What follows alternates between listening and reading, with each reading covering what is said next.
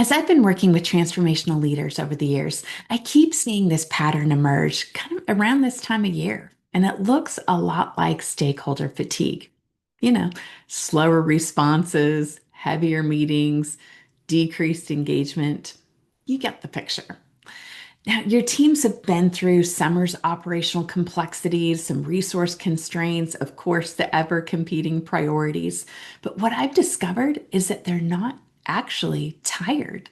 They're signaling something so much more valuable. They are ready for genuine ownership of the transformation outcomes.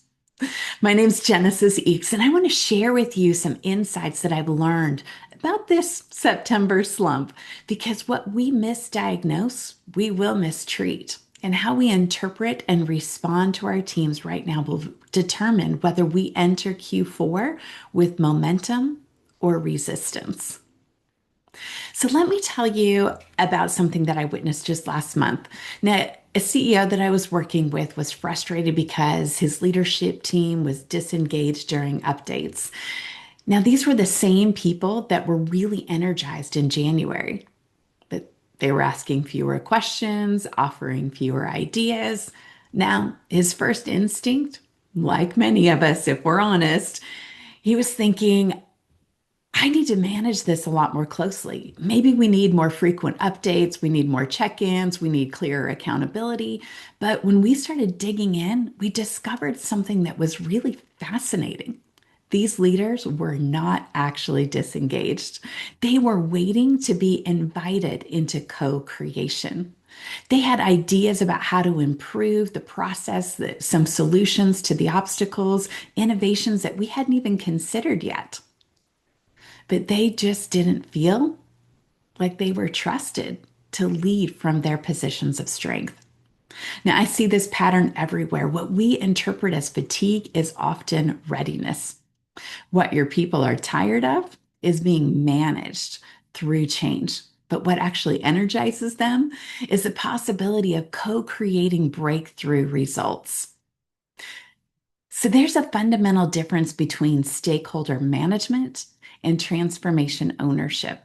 And understanding this difference is what separates breakthrough transformations from incremental change. In management mode, stakeholders are participants in your transformation story. They support, they comply, they execute, but it's your vision and they're serving you. In the ownership mode, stakeholders become co-creators of transformation that they design. They don't just support your vision, they see their future success inside the transformation. They don't just participate, they own it. The energy shift is immediate. When people move from being managed through change to owning the transformation outcomes, engagements become self-generating and resistance turns into innovation. But here's the catch. In order to have that happen, we have to let go of control. We've got to be okay with uncertainty of what comes next and embrace the mystery and the messiness of the innovation and creative process. Now, although research consistently shows us that organizations with distributed ownership see faster implementation and higher innovation rates, the truth is less than 20% of organizations around the world actually operate that way. Because letting go and building a culture and a team that can actually co-create together is much harder than it looks. Now, don't get me wrong, the process is actually quite simple, but the consistency of living it day in and day out, that's something else entirely. So the question is, how do we make this shift in practice? I found three approaches that consistently help teams move from compliance to ownership. Number one is vision strategy sessions. Now, instead of updating people on our transformation objectives, we start asking them to envision their role in the transformation success story. What does winning look like for you?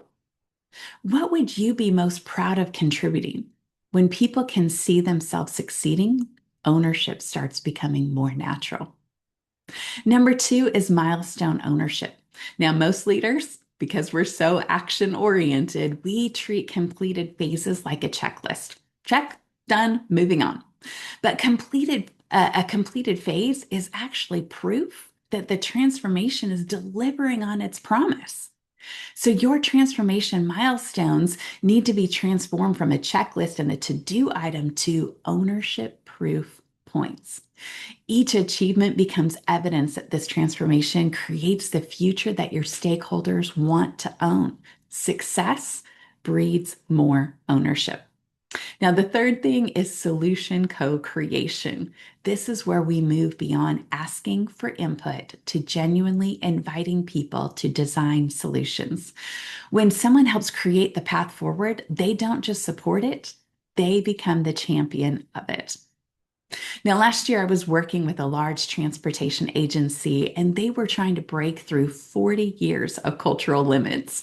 The executive team was talented but operating in silos, with most innovation and problem solving flowing up to senior leadership for direction. Now, we made this ownership shift and the transformation was remarkable. Silo walls came down, creative ideas started flowing across departments, and by the end of the year, this newly empowered collaborative culture enabled them to pursue and win a $268 million federal grant.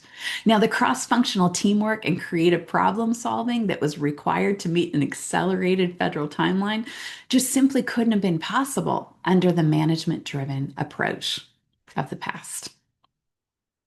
So, right now, we have a unique opportunity to just pause and ask the question, how do we want to lead through the rest of this year? Now, most organizations are going to see the current engagement patterns and they're going to respond with more management, more frequent updates, tighter oversight, additional accountability measures, and they're going to enter Q4 with the same dependencies they had in Q1. Now, some leaders are going to recognize what's actually happening. They're going to see their teams are ready for ownership and respond by creating genuine co creation opportunities. These organizations are going to enter Q4 with distributed ownership and transformation capability. Here's what that looks like practically. Instead of weekly status meetings that can actually be done through email or some other automated system, you move to monthly strategic sessions. Instead of directing solutions, you facilitate problem solving. Instead of managing compliance, you celebrate the innovation. This is a competitive advantage that's measurable. Now, I hope that what you're going to take from our time together is those signals that you're seeing from your team. They're not fatigue. They're actually readiness. Readiness to move from being managed through change to owning the transformation. Readiness to contribute their full capability rather than just their compliance. Season isn't just about working harder to manage the change. It's about recognizing when our people are ready to co-create the breakthrough results we're all working towards. So the question to you is, are you ready to invite them into ownership? Because when we do, transformation stops becoming something that you drive and becomes something that we all build together.